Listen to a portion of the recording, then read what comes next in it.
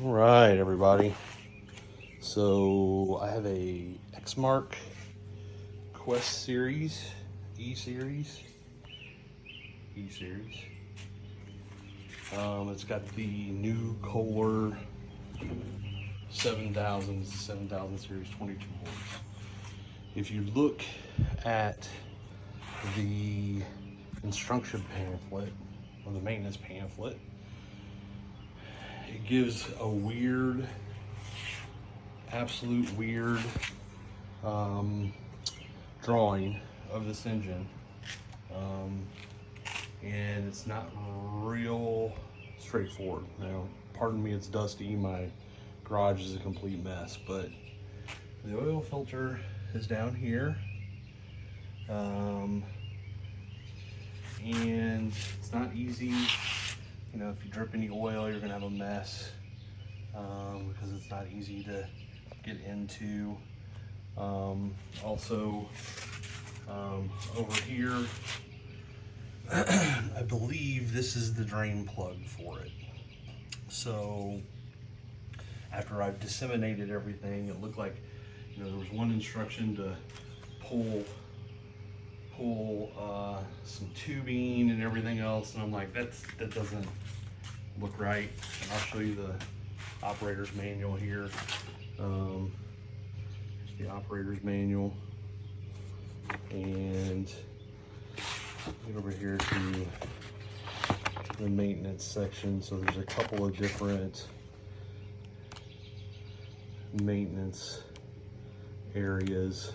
It's not very intuitive, and there's not good videos out to kind of help you on YouTube. There's several different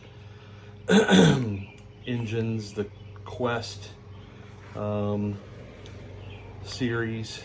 I didn't really find anything on, but I'm going to go ahead and follow what I believe is the appropriate.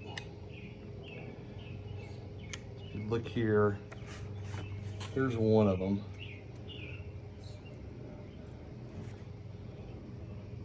And what is this? Like, it's showing this here, twist this tube, everything else, and there's no tubes down here. There's the gas lines. I guarantee you that's not it, because I know that goes into the gas tank over here. So it's got to be this.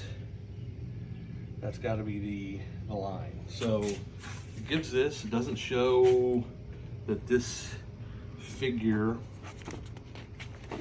35, it doesn't differentiate. Okay, does this belong to something, some other engine? But when you turn the page